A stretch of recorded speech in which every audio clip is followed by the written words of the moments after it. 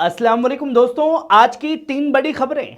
हुर्मुज में रूस चीन की जंगी मौजूदगी से अमेरिका की टेंशन हाई है। आईआरजीसी का दावा, स्ट्रेट ऑफ हुर्मुज अब 24 घंटे उनकी निगरानी में है।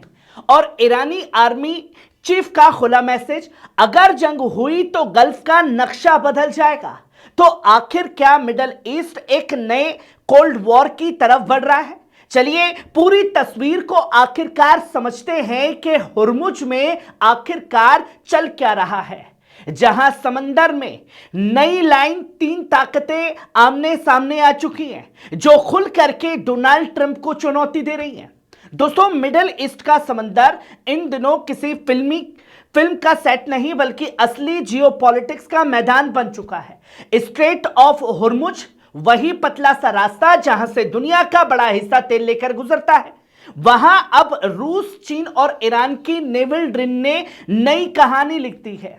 ऑफिशियल बयान कहता है मैरीटाइम सिक्योरिटी बेल्ट 2026, यानी व्यापारिक जहाजों की सुरक्षा, एंटी पायरेसी रेस्क्यू ऑपरेशन। लेकिन हकीकत सिर्फ इतनी नहीं है, क्योंकि उसी पानी में कुछ ही दूरी पर अमेरिकी एयरक्राफ्ट कैरियर भी खड़ा है। यानी समंदर अब सिर्फ पानी नहीं बल्कि पावर बैलेंस का आईना बन चुका है। अमेरिका अक्सर दुनिया को यह बताता रहा है कि समुद्री रास्ते उसकी जिम्मेदारी है, लेकिन अब रूस और चीन की एंट्री यह खासतौर पर बता रही है कि दुनिया यूनिपोलर नहीं रही। और यहीं से शुरू होता है वो साइलेंट मैसेज, ईरान अकेला नहीं है। थोड़ा सा तस्वीर को समझने की कोशिश कीजिए। वॉशिंगटन में बैठकर डोनाल्ड ट्रंप की टीम हर बार डील या दबाव की बात करती है, लेकिन जमीन पर जहाज बढ़ते जा रहे हैं। मतलब बातचीत की मेज पर मुस्कान और समंदर में मिसाइलें तान रखी हैं कि अब कोई आया तो सबको मार दूंगा। ऑयल रूट या वॉर रूट अपना रहा है डोनाल्ड ट्रंप। दोस्तों, यही असली खेल है। स्ट्रेट ऑफ हुर्मुज कोई मामूली जगह नहीं। रोजाना दर्जनों ऑयल टैंकर इसी रास्ते से गुजरते हैं। तकरीबन 80% दुनिया की इकोनॉमी की नब्ज यहीं धड़कती है। अब जरा सोचिए, जब रूस, चीन और ईरान अपने डिस्ट्रॉयर और वॉरशिप्स लेकर इस पानी में उतरते हैं, यह सिर्फ मिलिट्री मूव नहीं रहता, यह बिजनेस और पॉलिटिक्स का कॉम्बिनेशन बन जाता है। चीन ईरान का सबसे बड़ा तेल खरीदार है। रूस खुद एनर्जी गेम का बड़ा खिलाड़ी है। तो अगर हुर्मुज स्थिर हुआ, सबसे बड़ा झटका इन्हीं को लगेगा। यानी ये ड्रिल सिर्फ ताकत दिखाने के लिए नहीं है, बल्कि सप्लाई लाइन की इंश्योरेंस भी है। अगर ये मुल्क वहां तैनात हुए और बैकअप के लिए खड़े हो चुके हैं। यहां ट्रंप की पॉलिसी पर तस्वीरें समझने की कोशिश कीजिए। अमेरिका कहता है कि वो स्टेबिलिटी चाहता है, लेकिन हर बार एयरक्राफ्ट कैरियर भेजकर माहौल ऐसा बना देता है जैसे कोई हॉलीवुड ट्रेलर चल रहा हो और एक जहाज आया, सब कुछ खत्म करके निकल गया। एक कोई अमेरिका का फौजी हीरो आएगा और वो जंग में जीत जाएगा। और ईरान का दावा, समंदर अब किला है। दूसरी तस्वीर, आईआरजीसी यानी इस्लामिक रिवोल्यूशनरी गार्ड कॉर्प्स ने यह दावा किया है कि स्ट्रेट ऑफ हुर्मुज पर उनकी 24 घंटे की निगरानी है। कमांडर अली रेजा तंगसीरी का कहना है कि पानी के ऊपर, हवा में और यहां तक कि समंदर के नीचे भी हर हरकत पर नजर रखी जा रही है। यानी यह सिर्फ पेट्रोलिंग नहीं, फुल स्पेक्ट्रम सर्विस लॉन्च है। ईरान का मैसेज साफ है, हम रास्ता बंद करने नहीं आए, लेकिन अगर किसी ने दबाव बनाया तो जवाब भी तेज मिलेगा और सख्त लहजे में मिलेगा। यह वही डिफरेंस है जिसे पश्चिमी मीडिया अक्सर खतरा कहता है, लेकिन तेहरान इसे सिक्योरिटी बताता रहा है।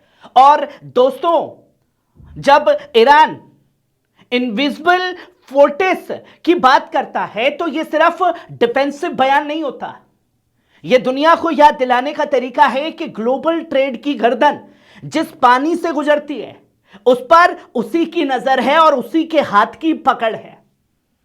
जो तस्वीर समझाने की कोशिश की गई, अमेरिका की स्ट्रेटेजी पर तस्वीरें देखिए।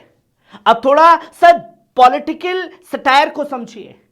वॉशिंगटन की पॉलिसी अक्सर दो चेहरों वाली दिखती है। एक तरफ न्यूक्लियर बातचीत, दूसरी तरफ एयर डिफेंस सिस्टम और स्टेल्थ जेट की तैनाती की जा रही है। ट्रंप यह कहता है डील चाहिए, लेकिन हर बार नया मिलिट्री मूवमेंट यह सवाल खड़ा कर देता है कि क्या सच में शांति उनकी पहली पसंद है या सिर्फ जंग, तबाही और हथियार बेचना ही पहला मकसद है। यही रूस और चीन की एंट्री गेम बदल देती है, क्योंकि अब अमेरिका अकेला खिलाड़ी नहीं रहा। समंदर में खड़े ये जहाज सिर्फ हथियार नहीं बल्कि पॉलिटिकल शील्ड भी बन चुके हैं ईरान के लिए, जिससे हताश और परेशान हैं खासतौर पर डोनाल्ड ट्रंप। जंग की कीमत और ईरान का एक साफ संदेश है, जो कि तीसरी अहम खबर है। ईरानी आर्म्ड फोर्सेस के चीफ का बयान, अगर जंग हुई तो गल्फ का नक्शा बदल सकता है। यह सिर्फ बयान नहीं है, एक पूरा मिलिट्री डॉक्ट्रिन है। मिसाइल, ड्रोन और रीजनल नेटवर्क, पिछले कुछ सालों में ईरान ने अपनी स्ट्रेटजी इसी पर बनाई है और यही सबसे बड़ा बेस बन चुका है। मिलिट्री एक्सपर्ट्स मानते हैं कि अगर टकराव हुआ तो 1000 किलोमीटर के अंदर मौजूद अमेरिकी बेस खतरे में आ सकते हैं। मतलब जंग सिर्फ दो देशों तक सीमित नहीं रहेगी, पूरा रीजन इसमें खिंच सकता है, सिर्फ डोनाल्ड ट्रंप की एक बेवकूफी वाली हरकत की वजह से। ईरान की स्ट्रेटेजी साफ है, डर पैदा करो ताकि जंग शुरू ही ना हो। डिफेंस इतना मजबूत बनाओ कि हमला करने वाला भी 10 बार सोचे, और यह करके दिखाया है खासतौर पर ईरान ने। रूस, चीन और ईरान की पोजीशनिंग ही सबसे बड़ा खतरा है अमेरिका के लिए। दोस्तों, रूस और चीन की मौजूदगी को सिर्फ दोस्ती समझना भूल होगी। यह पोजीशनिंग है एक ऐसा सिग्नल जो अमेरिका को बताता है कि अब दुनिया मल्टीपोलर हो चुकी है। रूस यूक्रेन के बाद पश्चिमी दबाव का सामना कर रहा है, चीन ताइवान और ट्रेड वॉर के बीच संतुलन बना रहा है, और ईरान पाबंदियों के बावजूद अपने कार्ड खेल रहा है, एक एक कर अपने तुर्क के निकाल रहा है। तीनों की ड्रिल एक तरह यह कह रही है कि अगर बातचीत फेल हुई तो समंदर सिर्फ ट्रेड रूट नहीं रहेगा, बल्कि पहला फ्रंट लाइन बन जाएगा जंग के लिए। और इस जंग में कौन कौन से हथियार आजमाएगा, यह सिर्फ उन देशों को ही तय करना है। इसका अधिकार डोनाल्ड ट्रंप को सोचने का नहीं दिया जाएगा। दोस्तों, सवाल यही है, क्या यह सिक्योरिटी एक्सरसाइज है या नई कोल्ड वॉर का ओपनिंग सीन है जो रूस, चीन और ईरान ने अमेरिका को दिखाया है? सच यह है कि अभी जंग तय नहीं, लेकिन हर खिलाड़ी अपनी कुर्सी मजबूत कर रहा है।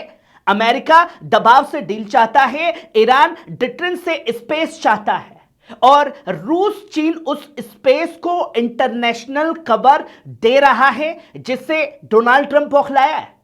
हरमुज का पानी आज शांत दिख सकता है, लेकिन इसके नीचे पॉलिटिक्स की लहरें तेज हैं। अगर बातचीत सफल हुई तो यही जहाज बैलेंस ऑफ पावर की निशानी बनेंगे, और अगर बातचीत टूटी तो शायद यही समंदर दुनिया का सबसे गर्म मोर्चा बन जाए।